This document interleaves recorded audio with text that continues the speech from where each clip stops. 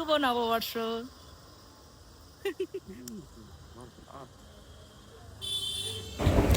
আমাদের গোবরডাঙ্গায় পয়লা বৈশাখের দিন থেকে মোটামুটি 7 দিন পর্যন্ত গোষ্ঠবিহারী মেলা যেটা হয় সেটা কিন্তু ভীষণ ফেমাস। তোমরা চাইলে কিন্তু একবার এখানে এসে এই মেলাটা এনজয় করতেই পারো।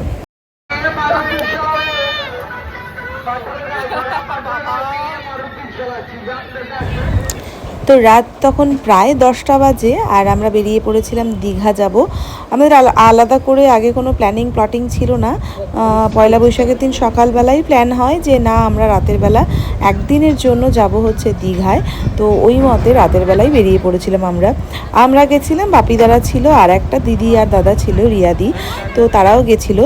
তো যাই হোক রিয়াদি ভীষণ সুন্দর মাটন চিকেন বানিয়ে নিয়ে এসেছিলো আর এদিক থেকে রুমালি রুটি নেওয়া হয়েছিল, ভাত নেওয়া হয়েছিল।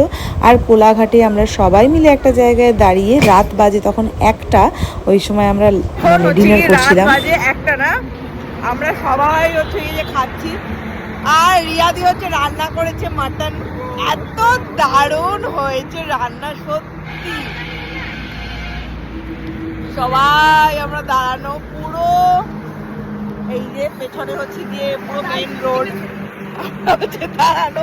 রাত 1টার সময় মাটন আর রুটি চিকেন বানিয়েছে, ভাত আছে, কারিগরে কে আছে? কারিগরে যে এই যে আমাদের রাধুনি জিয়া পাগলা। দারুন দারুন। জল আর আইসক্রিম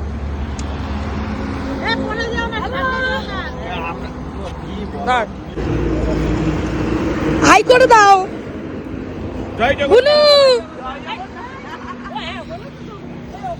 ও মিন্টু কাকা হাই করো, হাই করো। এই যে কাকিমুনি, জয় বাংলা, জয় বাংলা।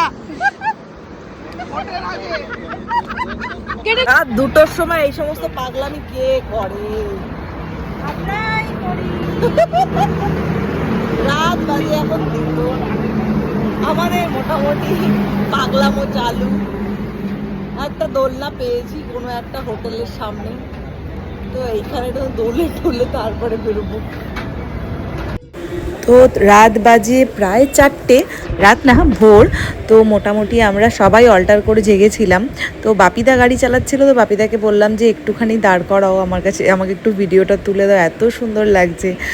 বর গাড়ি চালাচ্ছিল, তো বর হচ্ছে গিয়ে পেছনের সিটে একটু বসে বোধহয় ঘুমোচ্ছিল। যাই হোক, কারণ অনেকটা রাস্তা ও গাড়ি চালিয়েছে, তারপরে বাপিদা গাড়ি চালিয়েছে, দুজনে অল্টার করে চালিয়ে আমরা শেষ